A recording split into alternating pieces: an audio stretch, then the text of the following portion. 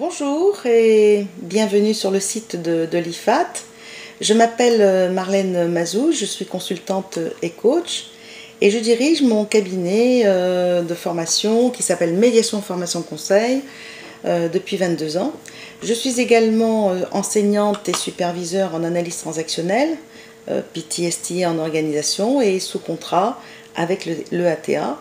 Et je dirige une école de préparation à la certification en analyse transactionnelle depuis 2 ans maintenant. Alors, quel est le sujet de mon atelier?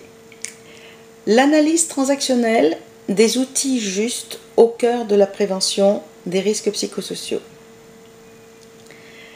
Pourquoi ce sujet? Eh bien, pour 2 raisons. La première concerne mon activité de consultante.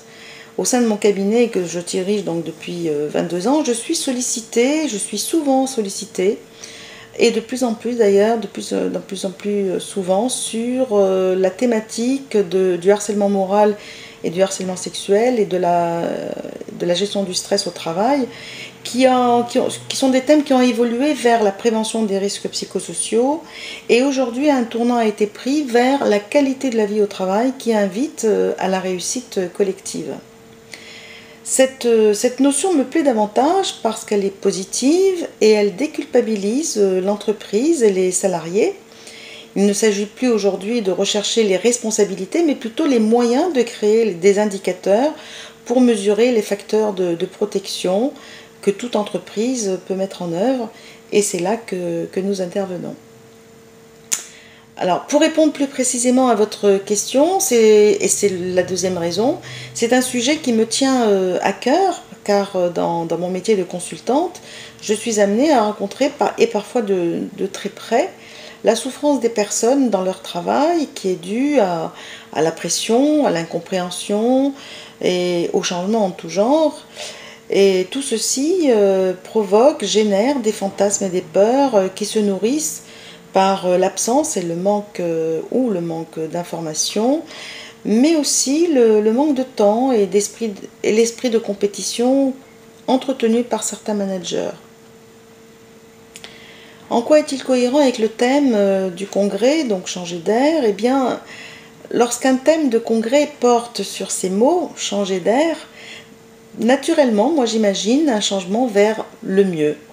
Or, comme je l'indique dans la fiche programme du congrès, la loi de modernisation sociale sur la prévention des risques psychosociaux date de janvier 2002, c'est-à-dire avec notre nouvelle ère. Et pourtant, nous assistons à une aggravation de la souffrance et du stress au travail des collaborateurs au sein de nombreuses organisations, avec les accidents du travail, les tentatives de suicide, malheureusement aussi parfois les suicides, mais aussi l'absentéisme, le présentéisme, le stress, l'anxiété, le burn-out et la baisse flagrante de la productivité avec tous ces facteurs-là, et bien d'autres manifestations encore. Et la presse en a beaucoup parlé, la presse en parle encore beaucoup. De nombreux cabinets se sont emparés de ce sujet et organisent des séminaires et des conférences. Nous trouvons également pléthore d'ouvrages sur ce sujet complexe, ce qui signifie en fait que nous sommes encore loin d'absorber cette problématique. Dans ma pratique, j'ai souvent entendu des collaborateurs me dire « Notre métier est en pleine mutation, nous devons nous adapter », ou encore « Nous n'avons pas le choix que de réussir » ou « Nous n'avons pas le choix que de changer ». Eh bien, moi j'y vois une vraie méconnaissance de la réalité, une méconnaissance des capacités des personnes à y faire face, des moyens qui ne sont pas à la hauteur des ambitions ou des objectifs fixés par les entreprises. Ces mots traduisent donc un cadre de référence propre à chacun de nous, un filtre de la réalité qui renforce les méconnaissances et qui vont prendre donc du coup la forme de challenge pour les uns, d'anxiété pour les autres. Mais les uns et les autres ne sont pas à l'abri. Alors, comment je vais conduire cet atelier?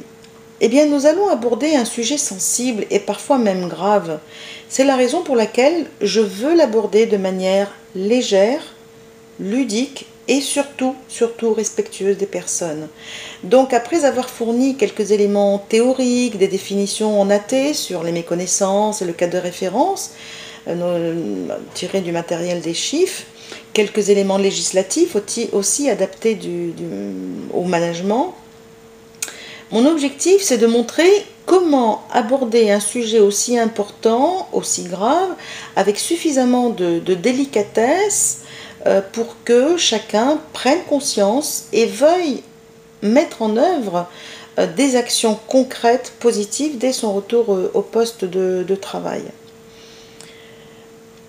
Alors, comment les congressistes pourquoi les congressistes seraient intéressés par cet atelier? Alors, je vais vous dire, pour moi, c'est très simple.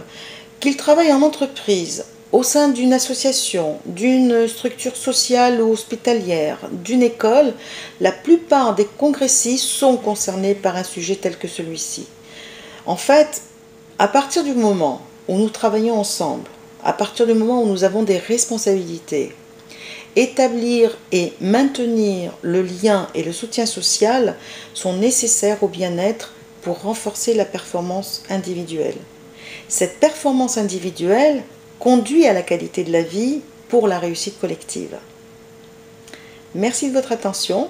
Je suis ravie de vous retrouver au Congrès de La Rochelle en octobre. À bientôt.